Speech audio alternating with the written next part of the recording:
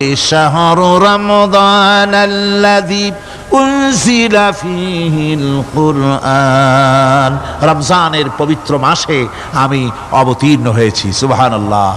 ইন্না আনজালনাহু ফী লাইলাতিল কদর, কদরের পবিত্র রাতে আমি এই পৃথিবীতে আমার আগমন ঘটেছিল।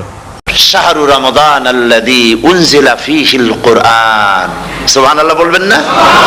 এই রমজান মাস হচ্ছে সেই মাস যে মাসে আল্লাহ রাব্বুল আলামিন কোরআনে কারীমকে নাজিল করেছেন। এই মাসের মধ্যে একটি রাত আছে, খায়রুম মিন আলফি শাহর, যে রাতটি 1000 মাসের চাইতে বেশি গুরুত্বপূর্ণ আল্লাহর কাছে। সুবহানাল্লাহ। একটি রাত 1000 মাসের চাইতে গুরুত্বপূর্ণ। 1000 মাস ক্যালকুলেটর দিয়ে হিসাব করলে দেখা যায় যে 1000 মাসে 83 বছর 4 মাস হয়। তাহলে তার অর্থ কি এই যে একটানা 83 বছর 4 মাস ইবাদত করলে যে সওয়াব হবে, এই রাত্রে ইবাদত করলে সেই সওয়াব হবে? হতে পারে, এরকম হতে পারে, কিন্তু ব্যাখ্যাটা কি? ব্যাখ্যাটা হচ্ছে এই, আরবিতে আলফুন শব্দ দিয়ে 1000 বোঝানো হয় না। আরবিতে যখন আলফুন বলা হয় তাহলে বোঝা যায় সংখ্যাধিক্য, বিপুল সংখ্যা, হাজার হাজার হাজার হাজার, থাউজেন্ডস এন্ড থাউজেন্ডস। এইটাকে বোঝাবার জন্য আরবিতে ব্যবহার করা হয় আলফুন, হাজার হাজার। তাহলে আল্লাহ কি বুঝাতে চাচ্ছেন?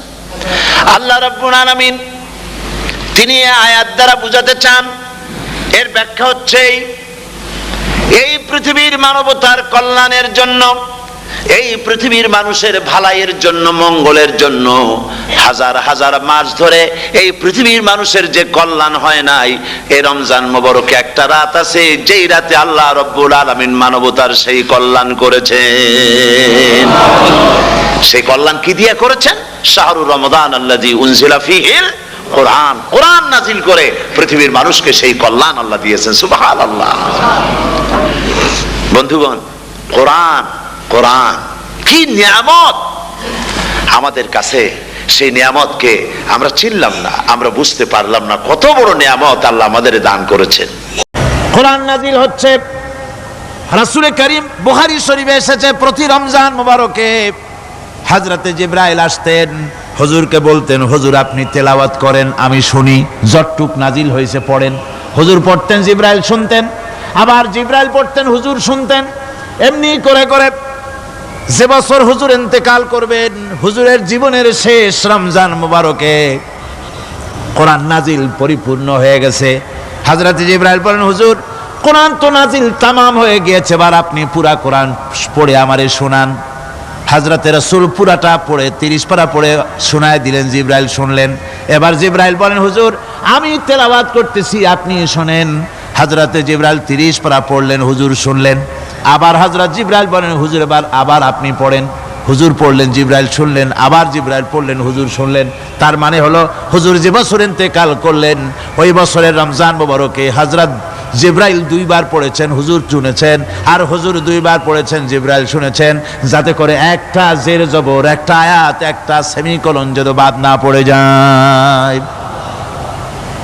কোরআন কারীম মুখস্থ করার জন্য আল্লাহ রাব্বুল আলামিন এটাকে স্থায়ী করার জন্য বাধ্যতামূলক করেছেন, নামাজের ভিতরে তেলাওয়াত করতে হবে।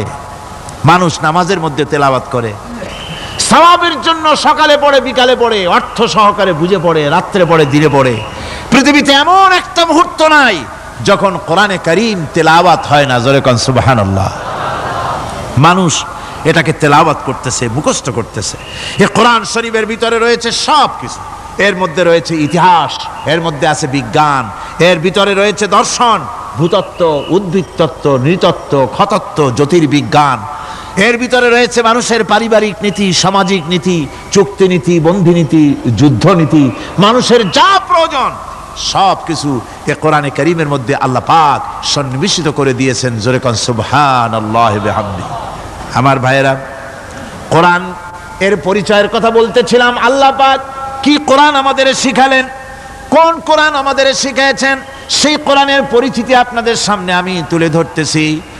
আমি নিজে না, এবার কোরআন তার পরিচয় নিজেই দেবে। কেউ যদি কোরআনের কাছে জিজ্ঞাসা করে, কোরআন তুমি কোথা থেকে নাজিল হয়েছ, কে তোমাকে নাজিল করেছে, এই প্রশ্ন যদি কেউ কোরআনের কাছে করে, কোরআন নিজেই তার জবাব দিতে পারে কিনা? কোরআন নিজেই বলে তানজিলাম মিম্মান খালাকাল আরদা ওয়াস সামাওয়াতিল উলা।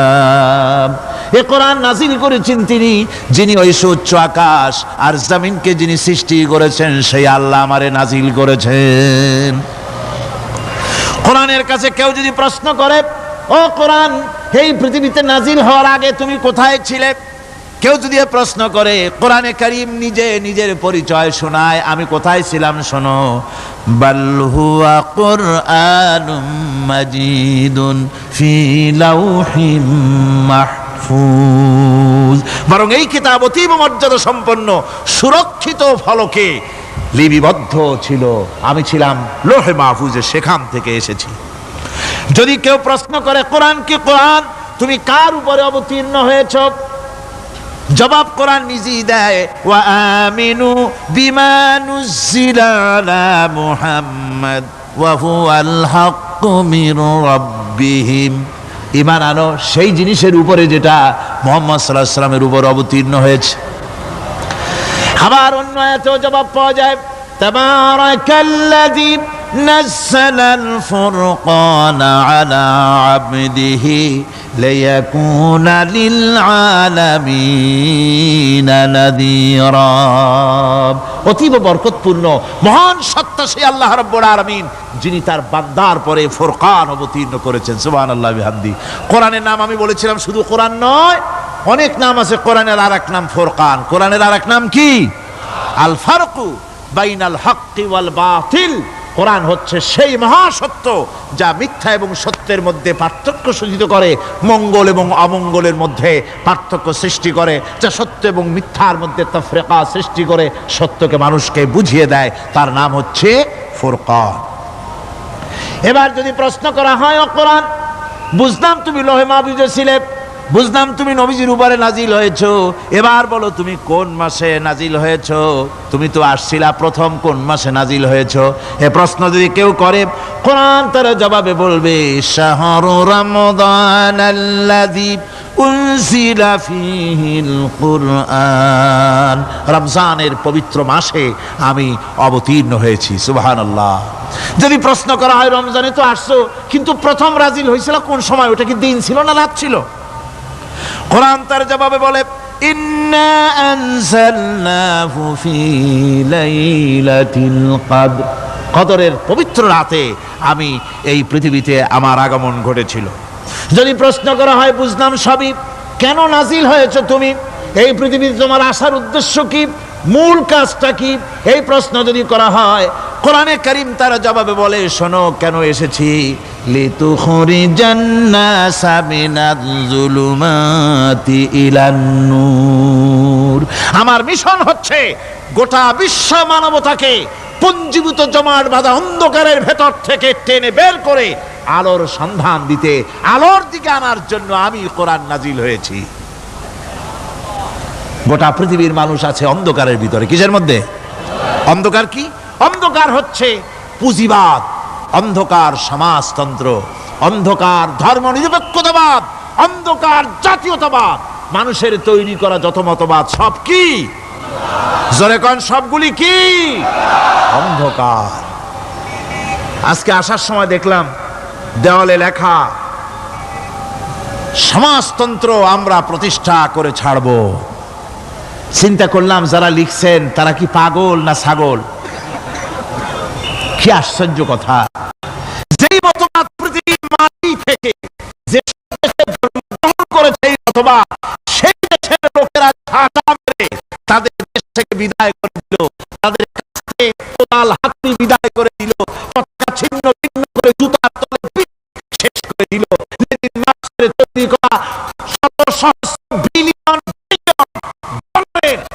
মার্ক্সের বইগুলি আগুন দিয়ে জ্বালিয়ে দিল। আর বাংলাদেশের কিছু ছাগল পাগল সমাজতন্ত্র এখনো টিকায় রাখবো। এটা মাথা খারাপ, পাগল না মাথা গোল বুঝতে পারছি না। আমার বন্ধুগণ, এগুলি সব অন্ধকার। এই অন্ধকারের ভেতর থেকে মানুষগুলিকে টেনে আনবে কোরআন কিসের দিকে? আলোর দিকে। এবার যদি প্রশ্ন করা হয়, বুঝলাম তুমি অন্ধকার থেকে আলোর দিকে নিয়ে আসবে, আলোর দিকে আসলে পরে ফায়দাটা কি হবে? মূল ফায়দাটা বুঝায় দাও, আসল ফায়দা কি হবে তোমারে যদি মানি? কোরআন তার জবাব দেয়, নিজের পরিচয় নিজে তুলে ধরে, ফামান তাবিআ হুদায়া ফালা খাউফুন আলাইহিম ওয়ালা হুম ইয়াহজানুন। এই কোরআনকে যদি মেনে চলো, এই কোরআনের আইন যদি মানো, সমাজে মানো, ব্যক্তিতে মানো, পরিবারে মানে, রাষ্ট্রে মানো, জীবনের সব ক্ষেত্রে সমস্ত জায়গায় যদি এই কোরআনকে মেনে চলো, ফালা খাউফুন আলাইহিম, তাহলে তোমাদের কোনো ভয় থাকবে না, ওয়ালা হুম ইয়াহজানুন, কোনো চিন্তাও থাকবে না। কিসের ভয় থাকবে না? কোরআনের আইন মেনে যদি চলো সমাজে ও রাষ্ট্রে, চুরির ভয়, ডাকাতির ভয়, জেনার ভয়, হত্যার ভয়, সন্ত্রাসের ভয়, কোনো ভয় থাকবে না। ওয়ালা হুম ইয়াহজানুন, চিন্তাও থাকবে না। খাওয়া পড়া, শিক্ষা, চিকিৎসা, বাসস্থান, এগুলির কোনো চিন্তা থাকবে না। কোরআনের সমাজে সব কিছুর গ্যারান্টি দেওয়া হবে, সবগুলি পেয়ে যাবে। এখন যদি আবার প্রশ্ন করা হয়, কোরআন বুঝলাম তোমারে মানলে পরে সব ফায়দা হবে, তাহলে এবার জবাব দাও, তোমার ভিতরে কি রাজনীতি আছে নাকি? আমি তো মানুষ, আমার রাজনীতি করা লাগে। ম্যান ইজ সোশ্যাল অ্যানিম্যাল, আমরা তো জঙ্গলের পশু নই, আমরা তো মানুষ। আমাদের সমাজ আছে, আমাদের পৌর নির্বাচন আছে, আমাদের জাতীয় নির্বাচন আছে, আমাদের কলকারখানা আছে, জমিন আছে, আমাদের রাজনীতি, অর্থনীতি, সমাজনীতি আছে, পারিবারিক নীতি আছে, অনেক নিয়ম মালা আছে, নিয়ম নীতি আছে। তোমারে মানলে তোমার ভিতরে কি ওগুলো আছে নাকি সে কথা বলো। কোরআন তার জবাবে বলে, وَنَزَّلْنَا عَلَيْكَ الْكِتَابَ تِبْيَانًا لِكُلِّ شَيْءٍ وَهُدًى وَرَحْمَةً وَبُشْرَى لِلْمُسْلِمِينَ। কোরআন জবাবে বলে, শুনে রাখো, শুধু অর্থনীতি সমাজনীতি নয়, শুধু রাজনীতি আর শিক্ষানীতি, যুদ্ধনীতি নয়, তোমার জীবনে যা কিছু দরকার, ইহকালে যা কিছু দরকার, পরকালে, সব কথাগুলি আল্লাহ রব্বুল আলামিন আমি কোরআনের সিনার ভিতরে খুলে খুলে বর্ণনা করে দিয়েছেন। সব কথা এ কোরআনে কারীমের ভিতরে রয়েছে। তোমার এমন কোনো জিনিস নাই যা তুমি কোরআনে কারীমের মধ্যে পাবে না। তোমার সমস্ত প্রয়োজন আমার বুকের মধ্যে আল্লাহ দিয়ে দিয়েছেন। বিজ্ঞান আছে, দর্শন আছে, ইতিহাস আছে, সব আছে এর মধ্যে। তবে কোরআনের মধ্যে বিজ্ঞান আছে বলে আমি এটাকে বিজ্ঞানের কিতাব বলবো না, দর্শন আছে বলে দর্শনের কিতাব আমি বলবো না, রাজনীতি আছে বলে কোরআনকে আমি রাজনীতির কোনো কিতাব বলবো না। কোরআন তাহলে কি? কোরআন হচ্ছে অর্থনীতি, সমাজনীতি, রাজনীতি, পারিবারিক নীতি, মানুষের জীবনের যা কিছু প্রয়োজন, সমস্ত নীতিমালার নীতি গ্রন্থের নাম হতেছে কোরআনে কারীম। সমস্ত নীতিমালার নীতি গ্রন্থ কোরআন। এখানে রয়েছে সব কিছুর উৎস, যেটা গ্রহণ করলে পরে মানুষ আরামে থাকতে পারবে। অমুসলিম নাগরিক বৃন্দ তাদের নাগরিক মর্যাদা পাবে। মুসলমান, কৃষক, নারী, চিকিৎসা, কৃষিবিদ, সাধারণ মানুষ, রং, বর্ণ, ভাষা নির্বিশেষে গোটা মানব সভ্যতা আরামে বাস করতে পারবে। পশু পাখিও আরামে থাকবে, গাছপালাও আরামে থাকবে, যেহেতু নির্দেশ হয়েছে বিনা প্রয়োজনে গাছের পাতাটিও ছিঁড় না। ইসলামের সমাজ যদি চালু হয়, গাছেরাও আরাম পাবে, পাহাড়ও আরাম পাবে। চট্টগ্রামের লোকেরা যেভাবে পাহাড় কাটা আরম্ভ করেছে, এটা বড় দুঃখজনক। জুমলায় মোতারেজা একটা বলে দিলাম, অপ্রাসঙ্গিক হলেও জরুরি কথা। আপনারা পাহাড় কাটতেছেন না, আপনাদের নিজেদের পায়ে নিজেরা কুড়াল মারতেছেন। খবরদার পাহাড় কাটবেন না। আল্লাহর প্রকৃতির ভারসাম্য আপনারা নষ্ট করছেন বলে ওজোন স্তরে ফাটল ধরেছে। তা রিপেয়ার করার জন্য আজকে বিশ্বের সব বিজ্ঞানীরা হতাশ হয়ে গিয়েছে, পাগল হয়ে গেছে। কেমনে এই ওজোন স্তরের ফাটলকে রিপেয়ার করব?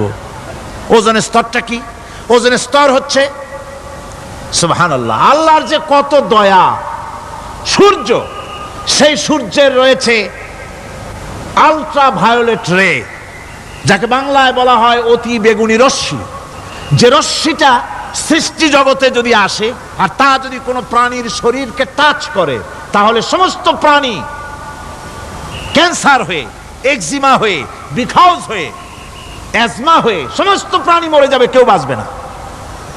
মারাত্মক রশ্মি, সেই রশ্মিটা যাতে সৃষ্টি জগৎকে টাচ করতে না পারে সেজন্য আল্লাহ পাক একটা ওজোন স্তর তৈরি করেছেন, ওখানে এসে ওটা বাধাপ্রাপ্ত হয়, পৃথিবীর মাটিতে আসে না। যা কিছু পৃথিবীর মানুষের জন্য, পৃথিবীর জন্য কল্যাণকর, সেগুলি সূর্য থেকে আসতে থাকে। সুবহানাল্লাহি ওয়া বিহামদিহি। যেটা ক্ষতিকর সেটা আল্লাহ পাক আটকায় রাখেন। এখন সেই ওজোন স্তরে ফাটল ধরলো। কেমনে ফাটল ধরলো? ফাটল আপনি আমি ধরাইছি। আপনি বলবেন যেটা কেমন কথা, আমি তো ওইখানে যাই নাই, আমি ফাটল ধরাইলাম কেমনে? ওই যে সেই আপনার প্রাইমারি স্কুলে ভিজিট করতে গিয়েছিল ইন্সপেক্টর, তারপরে প্রাইমারি না হাই স্কুল ভিজিট করতে গেছে, যায়া জিজ্ঞেস করছে ছেলেরা কি পড়ছো? বলে ইতিহাস। ঠিক আছে, ইতিহাস থেকেই প্রশ্ন করব, বলতো চীনের প্রাচীর কে ভেঙেছে? ছেলেরা জবাব দিচ্ছে না। তুমি বলো, তুমি বলো, কেউ বলছে না। বেঞ্চের কোনা যে ছেলেটি, সে বলছে সর্বনাশ, কেউ যখন স্বীকার করে না, এটা তো আমার মাথায় আসবে। সব শেষ ইন্সপেক্টর তাকে বলছে তুমি বলো তো কে ভেঙেছে চীনের প্রাচীর? কয় স্যার, গ্রামে আমার দুষ্টমির যথেষ্ট বদনাম আছে, কিন্তু চীনের প্রাচীর ভাঙার মতো দুষ্কর্ম আমি করি নাই। ইন্সপেক্টর খুব রেগে গেলেন, মাস্টারের দিকে তাকালেন, এই বুঝি আপনার ইতিহাস পড়ানো?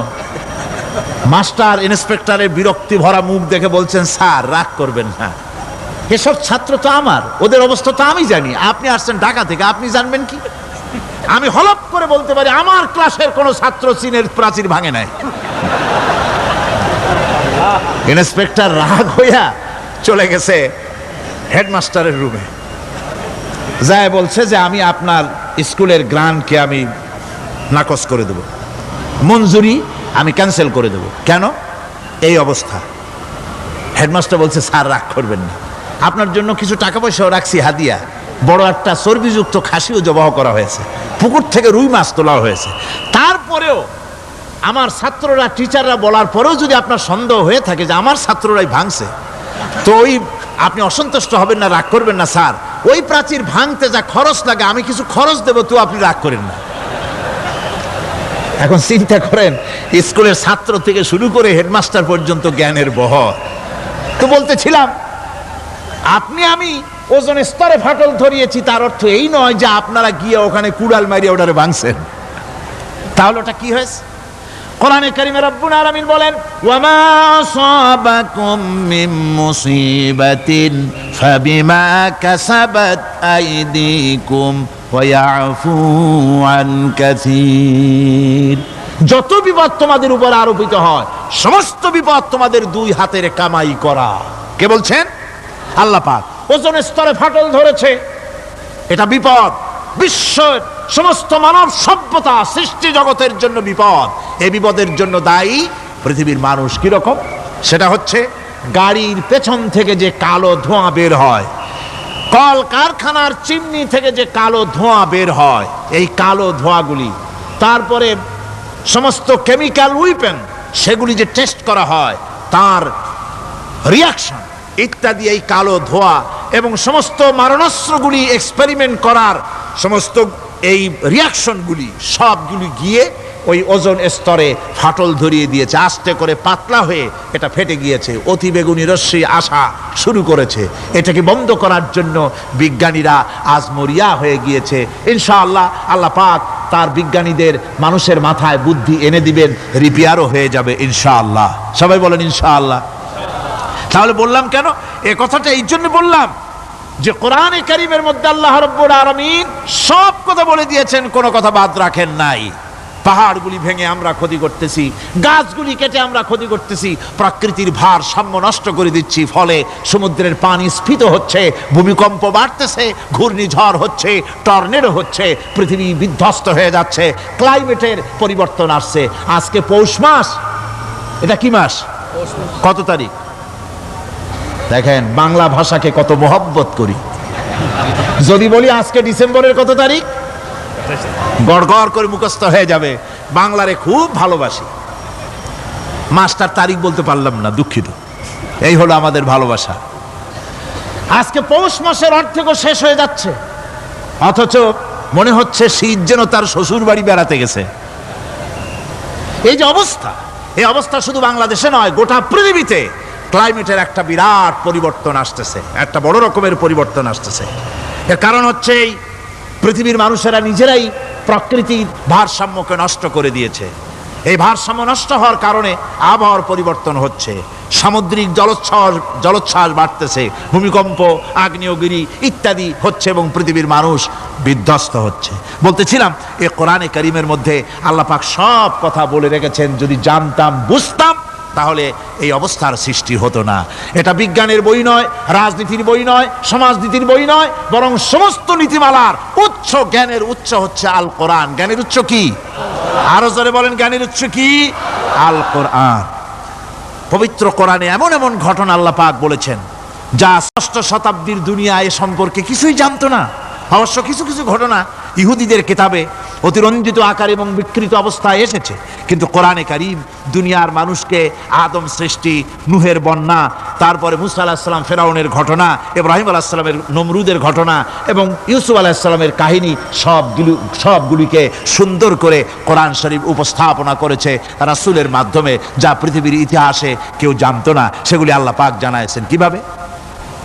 কোরআনে কারীম বলছে, তিলকা মিন আম্বাইল গায়বি নূহিহা ইলাইকা মা কুনতা তা'লামুহা আনতা ওয়ালা কওমুকা মিন ক্বাবলি হাযা। এ হলো সব অজ্ঞাত ঘটনা। সমস্ত ঘটনাগুলি আল্লাহ পাক তার হাবিবকে শুনিয়ে বলে দিলেন, সব অজ্ঞাত ঘটনা যা তুমি জানতে না, তোমার কোনো জানা ছিল না, আমি ওহীর মাধ্যমে তোমাকে সব জানাইছি। ইউসুফ আলাইহিস সালামকে যখন তার ভাইয়েরা কুয়ার মধ্যে ফেলে দিতেছিল তখন তুমি উপস্থিত ছিলে না, এই ঘটনা ওহীর মাধ্যমে আমি জানালাম। মুসা আলাইহিস সালামকে যখন ফেরাউন দরিয়ার ভিতরে ফেলে দিল, সেই সময় তুমি সিনাই পর্বতের পাশে দাঁড়িয়ে সব দৃশ্য লক্ষ্য করনি, অথচ আমি ওহীর মাধ্যমে সব তোমাকে খুলে খুলে বলে দিয়েছি। আল্লাহ পাক সমস্ত ঘটনাগুলিকে বলে বলে কোরআন শরীফের মধ্যে সব সাজিয়ে দিলেন, বলে দিলেন। তিনি বললেন, ওয়ামা কুনতা বিজানিবিল গারবি ইয কাদাইনা ইলা মুসাল আমরা ওয়ামা কুনতা মিনাশ শাহিদিন। ফিরআউন যে মুসার সঙ্গে যে ব্যবহারটা করলো, এ সময় সেখানে তুমি উপস্থিত ছিলে না, আমি ওহীর মাধ্যমে তোমাকে তা জানিয়েছি।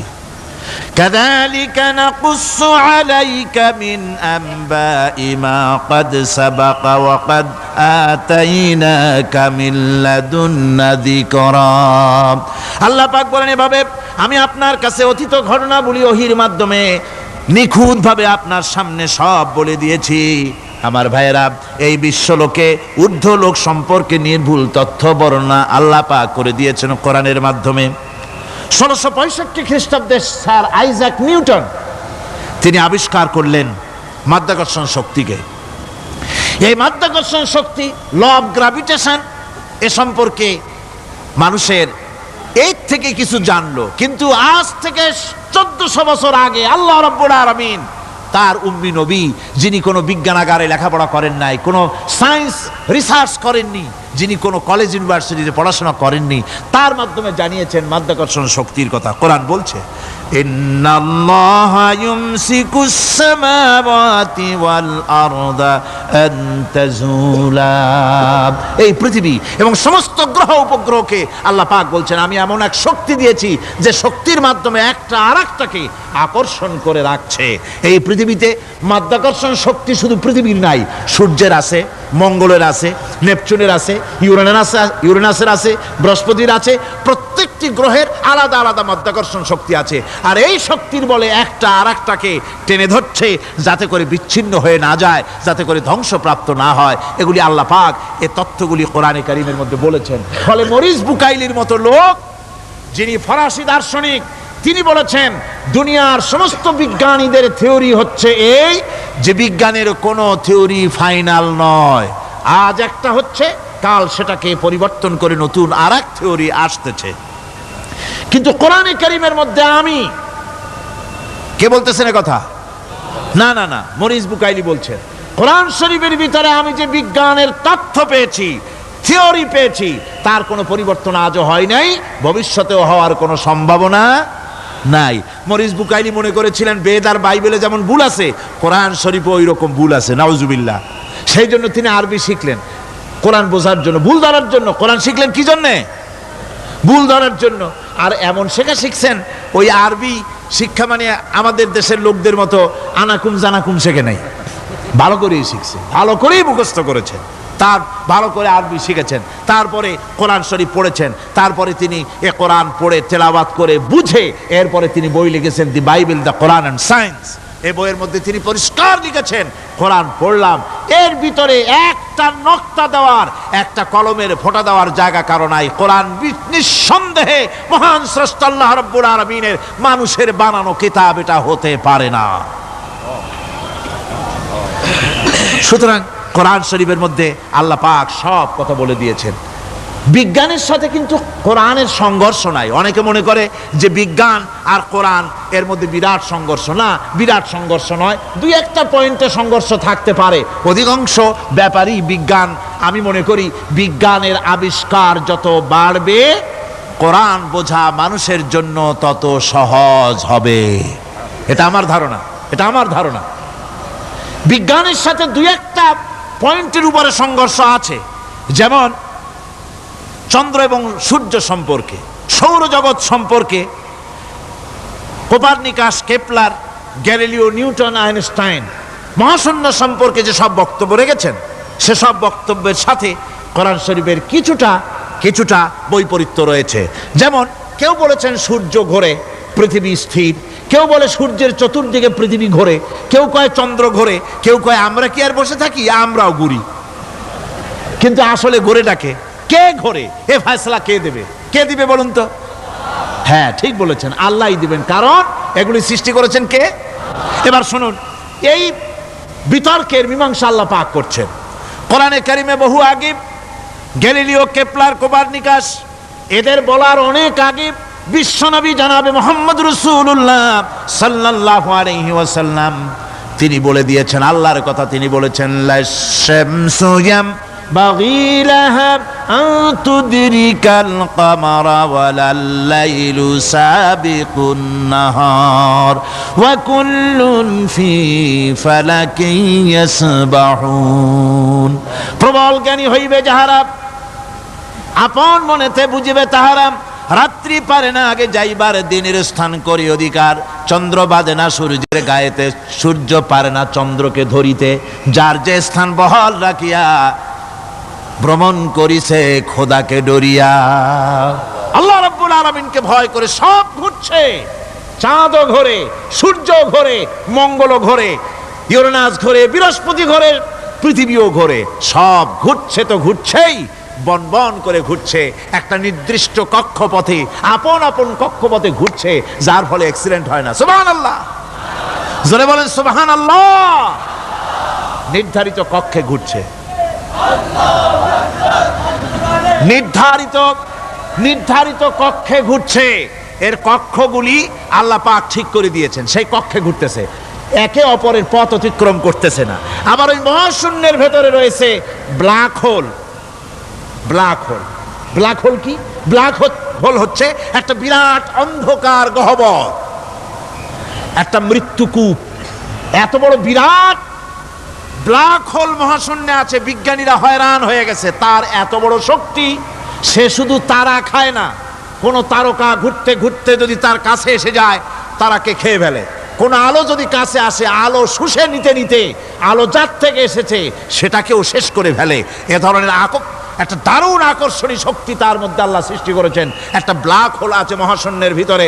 সূর্য, চন্দ্র, গ্রহ, নক্ষত্র, যে সূর্য পৃথিবীর চাইতে 13 লক্ষ গুণ বড়, এমন 2 কোটি সূর্য খাইয়া হজম করতে পারে এত বড় ব্ল্যাক হোল আল্লাহ তৈরি করে রেখেছেন মহাশূন্যের উপরে।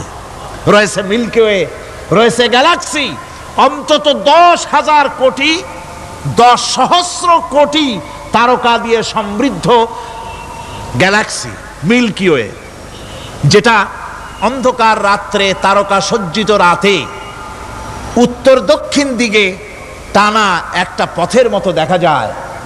এটা হচ্ছে গ্যালাক্সি, এইটাকে বলা হয় মিল্কি ওয়ে। এটা হচ্ছে ছায়াপথ। অসংখ্য তারকা এর মধ্যে রয়েছে। কত বড় বড় তারকা, অনেক দূরে। তাই আমরা দেখি বিন্দু বিন্দু, আসলে কি বিন্দু না। কত বড় জানেন? বিজ্ঞানীরা বলেছেন দৈত্যের মতো বিরাট বিরাট তারকা আছে যে সূর্য পৃথিবীর চাইতে 13 লক্ষ গুণ বড়, এরকমের সূর্যের অন্তত 3 কোটি সূর্য খাইয়া হজম করতে পারে, এরকম অসংখ্য তারকা মিল্কি ওয়ের ভিতরে আল্লাহ সৃষ্টি করেছেন।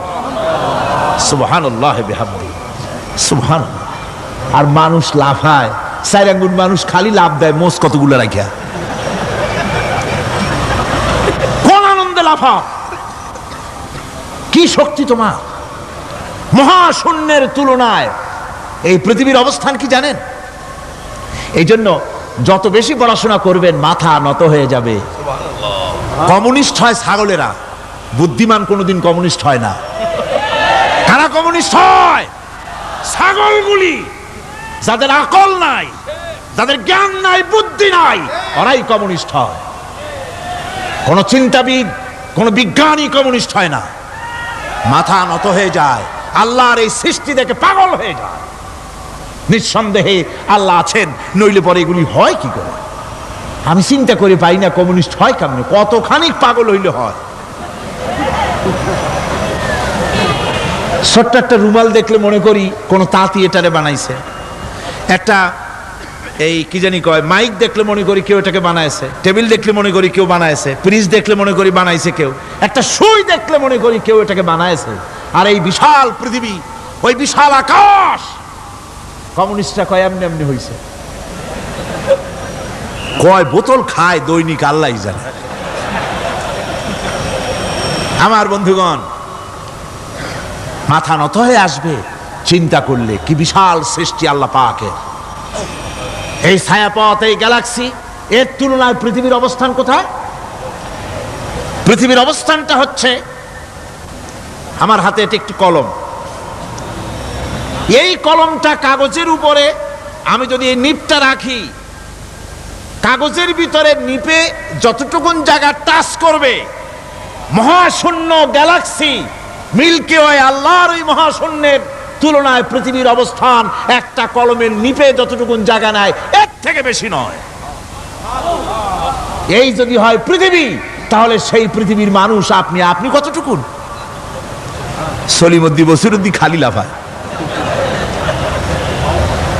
আমার বন্ধুগণ, লাভ কি? লাভের চোটে বলে হ্যান করেঙ্গে ত্যান করেঙ্গে, লাঠিকে আন্দার মুগুর ভরেঙ্গে। কয়দিন পর শোনা যায় শীত হয়ে পড়ছে, কিছু নাই। সুতরাং আল্লাহ পাকের অসীম সৃষ্টি জগৎ, এর সঙ্গে বিজ্ঞানের সংঘর্ষ কম, 2-1টা পয়েন্টে আছে। বাকি সবগুলিতে বিজ্ঞানের আবিষ্কার যত বাড়তেছে, আল্লাহরে চেনা, সৃষ্টি জগৎকে জানা মানুষের জন্য তত সহজ হচ্ছে। এই কথাগুলি আমি সামনের দিকে আরো বলবো ইনশাআল্লাহ। সবাই বলেন ইনশাআল্লাহ, যাতে আমাদের বুঝে আসে। আর রহমান আল্লামাল কোরআন, কোরআন শিখিয়েছেন আমাদেরকে রহমান, এমন নিয়ামত দিয়েছেন যার মধ্যে সব আছে। মানুষ সৃষ্টির ব্যাপারে, মানব সৃষ্টির ব্যাপারে নির্ভুল তথ্য যদি পেতে হয়, তাহলে কার কাছে যাব? জোরে কন। আল্লাহর কাছে যেতে হবে। আর আল্লাহর কাছে না যাইয়া মানব সৃষ্টির রহস্য যদি জানতে যাই ডারউইনের কাছে, তাহলে আপনার মামু হবে সুন্দরবনের বান্দরেরা। ঠিক কিনা? বান্দরেরা হবে মামু, সিম্পাজি ওরাং ওটাং হবে আপনার নানার দাদা। তার কারণ ডারউইন সাহেব বলেছেন, মানুষ এর পূর্বপুরুষ হলো বাঁদর, সিম্পাজি, ওরাং ওটাং, এটা হলো তার থিওরি অফ ইভলিউশন। এই বিবর্তনবাদের থিওরি পেশ করতে গিয়ে তিনি বলেছেন মানুষ হলো বান্দরের জাত।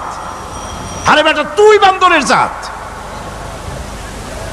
নিজের লেজ কাটিয়া সকলের লেজ কাটা আরম্ভ করতে যাচ্ছে।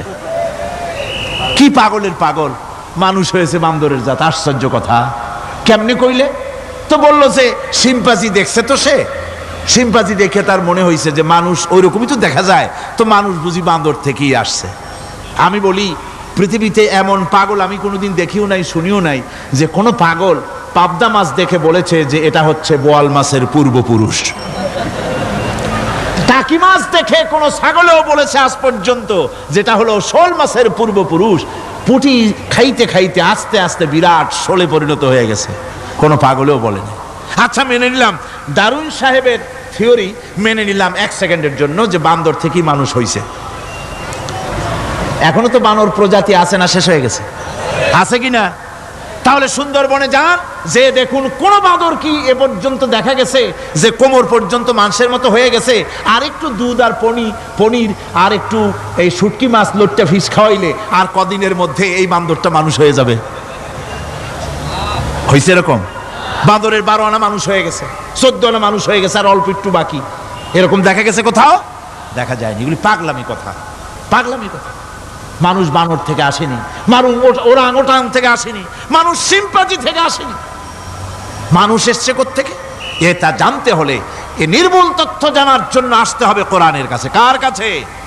আল্লাহ রাব্বুল আলামিন তার হাবিবের মুখ থেকে মানব সৃষ্টি রহস্য তিনি উদ্ঘাটন করে দিয়েছেন। তিনি বলেছেন, দুনিয়াবাসীকে শুনিয়েছেন, ফালয়ানজুরিল ইনসানু মিম্মা খুলিক খুলিকা মিম্মা ইন দাফিকিন ইয়াখরুজু মিন বাইনিস সুলবি ওয়াত তারাইব।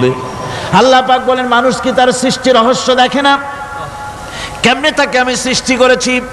মায়ের বক্ষ পিঞ্জর থেকে, বাপের পৃষ্ঠ থেকে সবেগে নির্গত এক ফোঁটা নাপাক পানি দিয়ে আমি আল্লাহ মানুষকে সৃষ্টি করেছি।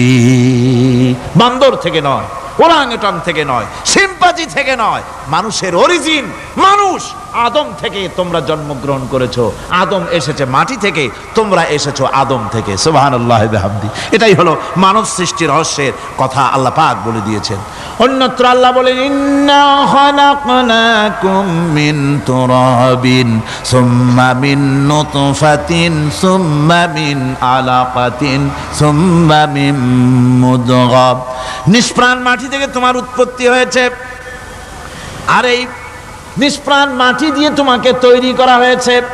এগুলি মাতৃগর্ভের ভিতরে গিয়া নাপাক পানি ফোঁটা জমাট রক্ত হয়েছে, গোশত হয়েছে, তারপরে মানুষের আকৃতি দিয়েছি, আর এরপরে বাচ্চার আকারে মায়ের পেট থেকে আমি আল্লাহ মানুষ করে তোমাকে বের করেছি। সুতরাং মানব সৃষ্টি রহস্যের কথা বিজ্ঞানের সাথে যেটা সাংঘর্ষিক হবে কোরআনের সাথে, আমরা সেটা মানতে পারি না। আমাদেরকে মানতে হবে মূল জ্ঞানের কিতাবটা। মূল জ্ঞানের কিতাব কোনটা? জোরে কোন তো কোনটা? কোরআন। এখানে সব কথা আল্লামাল কোরআন। কোরআন শিখিয়ে মানুষকে আল্লাহ পাক সবচাইতে বড় দয়া করেছেন, এর থেকে বড় দয়ার হয় না। কোরআন শিখিয়েছেন আমাদের, যার মধ্যে সমস্ত তথ্যের কথা আল্লাহ পাক বলেছেন।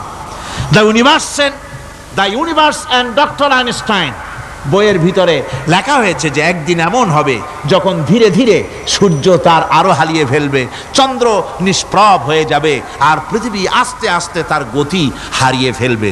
একথা আজকের বিজ্ঞানীরা অথবা আজ থেকে কয়েক বছর আগের বিজ্ঞানীরা একথা বলছেন। কিন্তু রাসূল করিম সাল্লাল্লাহু আলাইহি ওয়াসাল্লামের মুখ থেকে আজ থেকে 1400 বছর আগে, যিনি বিজ্ঞানাগারে মোটেও পড়াশোনা করেননি, লিখতে জানেন না, পড়তে জানেন না, সই করতে জানেন না, বিজ্ঞান আজ যে কথা বলছে সেই কথা 1400 বছর, 1500 বছর আগে রাসূল করিমের মুখ থেকে আল্লাহ পাক বলছেন। কোরআনে কারীম বলছে, ইয়াসআলু আইয়ানা ইয়াউমুল কিয়ামা ফাইদা বারিকাল বাসারু ওয়া খাসাফাল কামারু ওয়া জুমিআশ শামসু ওয়াল কামার। হে রাসূল, রাসূলের কাছে জিজ্ঞাসা করে কিয়ামত কবে হবে? আল্লাহ পাক বলেন, বলে দিন যেদিন চন্দ্র তার আলো হারিয়ে ফেলবে, যেদিন সূর্য তার আলো হারিয়ে ফেলবে, আর চন্দ্র আর সূর্য সব একাকার হয়ে যাবে। হাজারা বলছে চাঁদে আলো থাকবে না, সূর্য আগের থেকে তার উত্তাপ এবং আলো স্তমিত হতেছে, এবং হতে হতে এমন এক পর্যায়ে আসবে যখন সূর্য আলো হারিয়ে ফেলবে। বিজ্ঞানীরা গত 4-5 বছর আগে এ বক্তব্য রেখেছেন, কিন্তু 1400 বছর আগে বিজ্ঞানের লালনাগারে লেখাপড়া না করে হুজুরের মুখ থেকে আল্লাহ কথা বলে দিয়েছেন। তাহলে বিজ্ঞানের আসল কিতাব কোনটা? জোরে বলেন কোনটা? আল্লাহ পাক আরো বলেন, ইজা শামসু কুবিরাত ওয়া ইযান নুজুমুন কাদারাত ওয়া ইযাল জিবালু সুজ্জিরাত। তারকাগুলি, সূর্যের আলো থাকবে না, নক্ষত্রগুলো স্থানচ্যুত হয়ে যাবে, কক্ষচ্যুত হয়ে যাবে, পাহাড়গুলিকে পরিচালিত করে দেওয়া হবে, কিছুই থাকবে না, সব শেষ হয়ে যাবে। বিজ্ঞানীরা আজ বলতেছে যে সব শেষ হয়ে যাবে, কিছুই থাকবে না, সব শেষ হবে। বিজ্ঞানীরা বলতেছেন, কোরআন অনেক আগে বলেছে, কুল্লু মান আলাইহা ফান ওয়া ইয়াবকা ওয়াজহু রাব্বিকা যুল জালালি ওয়াল ইকরাম। সব শেষ হয়ে যাবে, বিশ্বে যা কিছু আছে সব লয় হবে, ক্ষয় হবে, ধ্বংস হবে, কিচ্ছু থাকবে না, থাকবেন শুধু আল্লাহ সুবহানাহু ওয়া তাআলা। সুবহানাল্লাহি ওয়া বিহামদি। কোরআনে কারীম এ কথা বহু আগে আমাদেরকে জানিয়ে দিয়েছে। সুতরাং আসল জ্ঞানের কিতাবটাই হচ্ছে কোরআনে কারীম। এই কোরআনের কাছে আমরা যত যেতে পারবো, যত কোরআন বুঝতে পারবো, ততই আমাদের জন্য আমরা সমৃদ্ধ হতে পারবো, আমাদের উপর আল্লাহর রহমত আসবে, আমরা সমাজ চালাতে পারবো, আমরা দেশ চালাতে পারবো, আমরা দুনিয়ায় শান্তি পাবো, আমরা আখিরাতেও মুক্তি লাভ করতে পারবো। কোরআনে কারীম সমস্ত বিজ্ঞানের উৎস, দর্শনের উৎস। এইটা না জানলে কিছুই জানা হয় না, এটা জানা হলে সব জানা হয়। পণ্ডিত আপনার ডক্টর শহীদুল্লাহ, আল্লাহ জান্নাত নসিব করুন, সবাই বলুন আমিন। তিনি বলতেন, বড় বড় সেমিনারে গিয়ে বলতেন তিনি, যে আপনারা যারা বক্তব্য রাখতে এসেছেন, জনগণকে বলছি না, যারা বক্তব্য রাখতে এসেছেন, এমএ পাস করেছেন, ডিগ্রি করেছেন, পিএইচডি করেছেন, এভারসিএস করেছেন, বহু কিছু ডিগ্রি আপনারা লাভ করেছেন, নামের আগে 6 হাত লম্বা ডিগ্রি আপনারা লাগাইছেন, আপনারা পণ্ডিত ঠিকই, কিন্তু এই কোরআন শরীফের জ্ঞান যদি আপনাদের না থাকে, আপনারা পণ্ডিত, তবে আপনারা মূর্খ পণ্ডিত। কি পণ্ডিত? কি পণ্ডিত? মূর্খ পণ্ডিত। ওরা বলে যে মৌলবীরা জানে কি, মৌলবীরা জানে কি? আরে ভাই, মৌলবীদের কাছে তো আসল জ্ঞান আছে। সুবহানাল্লাহি ওয়া বিহামদি। এখানে সবটা আছে। আপনারা এখানে আসেন, এটা বিশ্বাস করলে আপনি সবটা পেয়ে যাবেন। কোরআন বিশ্বাস করতে পারলে, কোরআন জানতে পারলে আপনি সব জানবেন। কোরআনে কারীমের মধ্যে আল্লাহ পাক কত কথা বলেছেন। এর মধ্যে আছে, আল্লাহ পাক বলেছেন, আফালা ইয়ানজুরুনা ইলাল ইবিলি কাইফা খুলিকাত। এই যে আমি উটগুলারে বানাইছি, কেমনে বানাইলাম তোমরা কি দেখছো? উট কেমনে বানিয়েছি? মুফাসসিরিনে কেরাম এর উপরে অনেক আলোচনা করেছেন। তারা বলেছেন যে উট মরুভূমির জাহাজ, তারপরে উটের পিঠে একটা চুট আছে, কোন উটের পিঠে 2টা চুট আছে, মাঝখানে বসে একটারে হেলান দিয়ে আর একটা ধরে বসা যায়। আমি দেখছি 2টা চুটওয়ালা উট, আফ্রিকান উট আমি দেখেছি, যে চুট সুবহানাল্লাহ, দেখলে অবাক হয়ে যেতে হয় যে আল্লাহর কি কুদরত। উটের পৃষ্ঠে 2টা চুট, মাঝখানে আপনি বসবেন, পিছনেরটা একটা সোফা সেটের মতো, পিছনে হেলান দিলেন, আর সামনে যখন সে মরাল সম চড়াই উত্তরাই পথ দিয়ে নামা ওঠা করবে, তখন আপনি যেন পড়ে না যান, সেজন্য সামনেরটা বুকের সাথে জড়ায় ধরবেন। এরপরে কি সৃষ্টি আল্লাহর, সুবহানাল্লাহি ওয়া বিহামদিহি। জিরাফগুলি দেখুন, জিরাফগুলি তার মাথা কত বড় উঁচা। লন্ডন জুতে জিরাফ দেখলাম, সেই জিরাফের দেহ থেকে তার মাথাটা 22 ফিট উঁচা। মানে সে যদি নিচে দাঁড়ায়, 3 তলা বিল্ডিং এর ছাদের উপরে নাস্তা দিলে তো নিচে দাঁড়ায় খাইতে পারে, এই অবস্থা। সেই জিরাফে পানি খাবে কেমনে? মাথা হলো অত উঁচায়, পিছনের ঠ্যাং 2টা খাটো, সামনের ঠ্যাং 2টো উঁচা, এখন পানি খাবে কেমনে? ওই মাথা নামাইতে গেলে ঠ্যাং তো অনেক উঁচা। আল্লাহ পাক এমন সুন্দর ব্যবস্থা করলেন, সামনের 2টা ঠ্যাং এভাবে সরায় দেওয়ার মতো। ও যখনই পানি খায় দেখলাম 2টা ঠ্যাং অনেক ছেড়ায় দেয়, 2 দিকে ঠ্যাং চলে যায়, তখন মাথাটা সহজে নিচে নামায় আসে, পানি খাইতে পারে। এই সুযোগগুলি আল্লাহ সুবহানাহু ওয়া তাআলা তিনি করে দিয়েছেন। ওমা কুন্না আনিল খালকি গাফিলিন, আমি আমার সৃষ্টি জগৎ সম্পর্কে অমনোযোগী নহি। সুবহানাল্লাহি ওয়া বিহামদিহি। ভল্লুকগুলি কি বিরাট বিরাট একটা ভল্লুক, শ্বেত ভল্লুক দেখেছি, কৃষ্ণ ভল্লুক দেখেছি, হাঁটতেছে মনে হয় যেন পায়ের তলায় হাফসুল করা, ঠিক জুতা পায়ের তলাটা যেমন দেখা যায় ওই রকমের তলাটা, গায়ে একেবারে পশম। ওই বরফের দেশে থাকতো, সে শীত কষ্ট না পায়, সেই জন্য আল্লাহ একটা কম্বল ওর গায়ে জড়ায় দিয়েছে, অটোমেটিক কম্বল। সুবহানাল্লাহি ওয়া বিহামদিহি। তো উট, আল্লাহ বলছেন উট কেমনে বানাইছি দেখছো? আফালা ইয়ানজুরুনা ইলাল ইবিলি কাইফা খুলিকাত। উট বানালাম কেমনে দেখেছিস? মানুষ অবাক হলো, আল্লাহ এত কথা থুইয়া উটের কথা বলছেন। কারণ নানান রকম মানুষ বলল। শেষ পর্যন্ত প্রাণীতত্ত্ববিদরা তারা আবিষ্কার করলেন মূল কারণটি। অনেক কারণ আছে আল্লাহ পাকে কথা বলার। উট তো মরুভূমির জাহাজ, তারপরে উট মানুষের অনেক উপকারে আসে, এ কথা বলা হয়েছে। প্রাণীতত্ত্ববিদরা খুঁজে খুঁজে তারা দেখতে পেয়েছে যে উটকে জবাহ করে দেখা গেছে, উট সমস্ত প্রাণী বাতাস থেকে অক্সিজেন যতটা গ্রহণ করে ততটা ছেড়ে যায়। যতটা গ্রহণ করে ততটা ছেড়ে যায়। একমাত্র প্রাণী উট যে যতটা অক্সিজেন গ্রহণ করে বাতাস থেকে সবটা ছাড়ে না, 2/3 ছেড়ে দেয়, 1/3 তার লাংসের পাশে রাখার জন্য আল্লাহ পাক একটা চেম্বার তৈরি করেছেন। ওই চেম্বারের ভিতরে 1/3 অক্সিজেন থেকে যায়। কারণ পানিও রেখে, তার পানি রাখার জন্য রিজার্ভ ট্যাঙ্কি আছে, একটা রিজার্ভ ট্যাঙ্কি আছে, অক্সিজেন রাখার একটা চেম্বার আছে। এগুলি কেন? এই জন্য যে মরুভূমির ভিতরে সাইমুম শিল্পী গোষ্ঠী না, কিন্তু ঝোড়ো হাওয়া, মরুভূমির ভিতরে ঝোড়ো হাওয়া, এই ঝোড়ো হাওয়া যখন আরম্ভ হয়ে যায় তখন মানুষ বাঁচতে পারে না, মানুষ টের পাইয়া সব বাড়িতে চলে যায়। মরুভূমিতে চড়ে বেড়ায় উট, সে যাবে কোথায়? ওর তো যাওয়ার জায়গা নাই। 7 দিন 8 দিন 1 সপ্তাহ 2 সপ্তাহ পর্যন্ত এই মরুভূমিতে ঝড় চলতে থাকে, বালুর ঝড়, কিচ্ছু দেখা যায় না। ওখানে দেখছিলেন বালুর পাহাড়, কালকে আজকে দেখবেন বালুর পাহাড় এখানে চলে আসছে। এইভাবে পাহাড় তৈরি হয়ে যায়, বালি উড়ায় নিয়ে যায় বাতাসে। এই বাতাসের ভিতরে বালু উঠতে থাকে সমানে, মানুষ প্রাণী কিছুই সেখানে শ্বাস করতে পারে না, বাঁচতে পারে না। উটের মতো প্রাণী যে মরুভূমিতে থাকে ও বাঁচবে কি করে? আল্লাহ সুবহানাহু ওয়া তাআলা ওর লাংসের পাশে অক্সিজেন রাখার চেম্বার করে পানির ট্যাঙ্কি তৈরি করে দিয়ে রেখে এমন কায়দা করেছেন, ও যখনই টের পায় যে ঝড় শুরু হবে, সাথে সাথে ঠ্যাং দিয়া মুখ দিয়া গর্ত করে বালুর ভিতরে মাথা ঢুকাইয়া 1 সপ্তাহ 2 সপ্তাহ থাকতে পারবে মাটির তলে, অক্সিজেনের অভাব হবে না। আফালা ইয়ানজুরুনা ইলাল ইবিলি কাইফা খুলিকাত, দেখো নাকি কিভাবে সৃষ্টি করেছি আমি এই সুন্দর উটকে, একবার দেখো। আর শুকরিয়া তোমার মাথা নত হবে। যত বড় কমিউনিস্ট হও, আল্লাহর জন্য সেজদা দিতে বাধ্য হবে যদি তোমার ঈমান এতটুকুনো থাকে। আমার ভাইরা, আল্লাহ রাব্বুল আলামিন অসংখ্য প্রাণী সৃষ্টি করেছেন এবং সবগুলির প্রয়োজন তিনি মিটিয়েছেন। সুবহানাল্লাহ পড়েন। দেখুন সমুদ্রের ভিতরে তিমি চলতেছে, বিশাল তিমি। অনেকে দেখেন নাই, কেউ কেউ দেখেছেন, আমি দেখেছি তিমি মাছ, বিশাল তিমি। এই তিমি মাছ শত শত টন ওজন, একটা তিমি 150 টন, 250 টন, 500 টন, 1000 টন, বিরাট বিরাট ওজনের তিমি মাছ। এই তিমি মাছ পানির নিচে থাকে, আবার পানির উপরেও আসে। উপরে আসবে কেমনে, নিচে যাবে কেমনে এত ওজন নিয়ে? আল্লাহ সুবহানাহু ওয়া তাআলা তার পেটের ভিতরে লক্ষ লক্ষ গ্যালন পানি ধরে, হাজার হাজার গ্যালন পানি ধরে এরকম একটা রিজার্ভ ট্যাঙ্ক তৈরি করেছেন।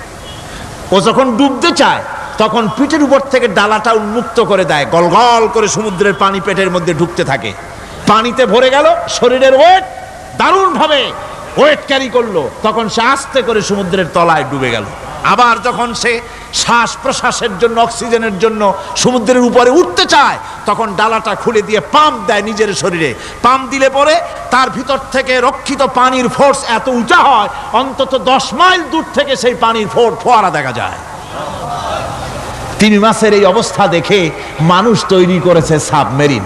আমি সাবমেরিনেও চড়েছি, দেখেছি। দ্বিতীয় বিশ্বযুদ্ধে যে সাবমেরিন ব্যবহার করা হয়েছিল, পোর্টসমাউথে সেই সাবমেরিন আমাকে দেখানো হয়েছে, আমি দেখেছি। তাতেও ঠিক একই কায়দায় পানি ভরে পানির তলায় যায়, আবার ওঠার সময় পানি ছেড়ে উপরে চলে আসে। তিমি মাছ থেকেই মানুষ এটাকে গ্রহণ করেছে।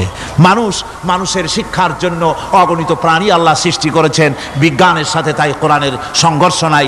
বিজ্ঞান মানুষকে যত বেশি আবিষ্কার করবে, বিজ্ঞান কোরআন বোঝা মানুষের জন্য তত সহজ হবে। আর আপনারা যত জ্ঞানী হবেন, কোরআন যত পড়বেন, মাথা তত নত হবে।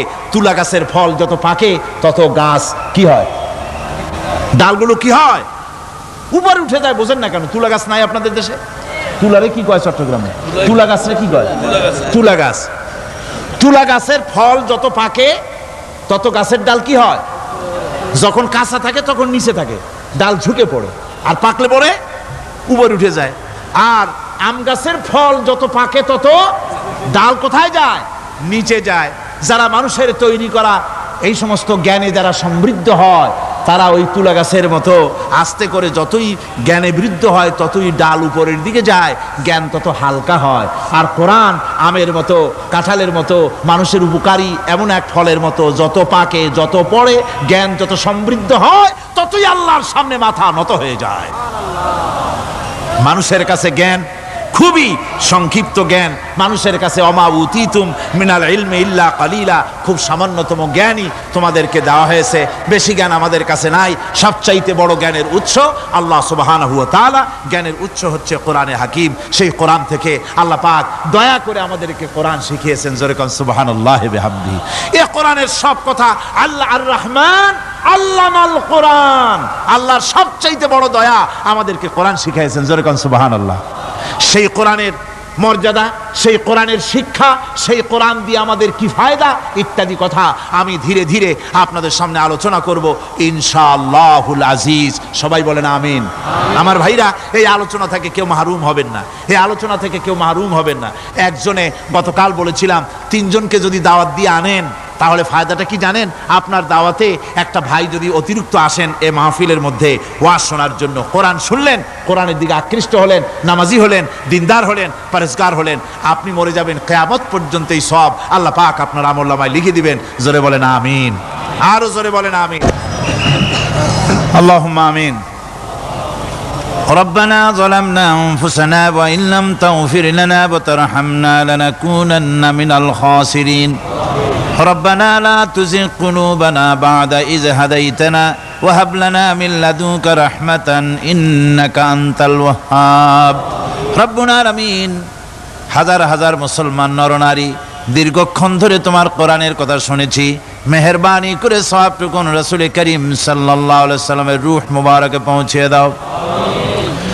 तमाम পৃথিবীর মাটির নিচে যত মুমিন মুমিনাত শুয়ে আছে আল্লাহ তুমি মেহেরবানি করে কবরগুলিকে জান্নাতের টুকরায় পরিণত করে দাও।